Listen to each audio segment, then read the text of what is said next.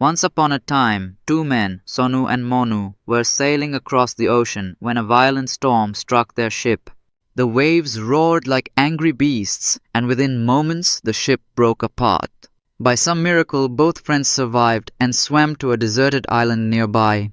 Tired and shaken, they sat silently on the sand. With no help in sight, they decided to pray to God, hoping for a miracle.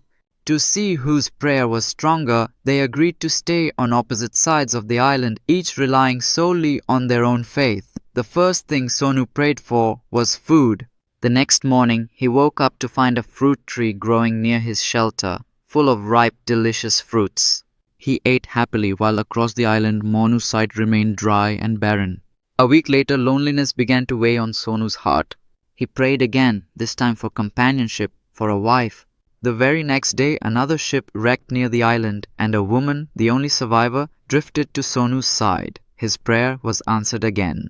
Months passed. Sonu and his wife prayed for a ship to rescue them and take them home. The next morning, a ship appeared anchored near the shore. Overjoyed, Sonu and his wife prepared to leave the island. But before boarding, Sonu looked across the island and thought of his friend Monu. Still alone, still praying, still waiting. He sighed and said to himself, "He doesn't deserve to come with us. None of his prayers were ever answered."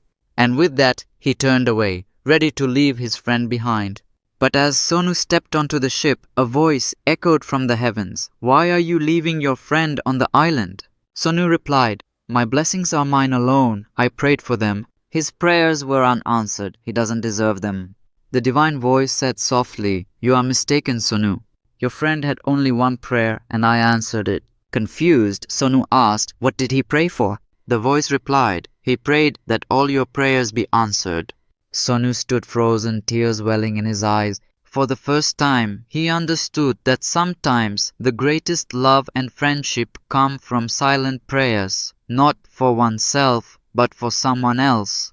Moral of the story: our blessings are not always the result of our own prayers, but often the result of someone else praying for us.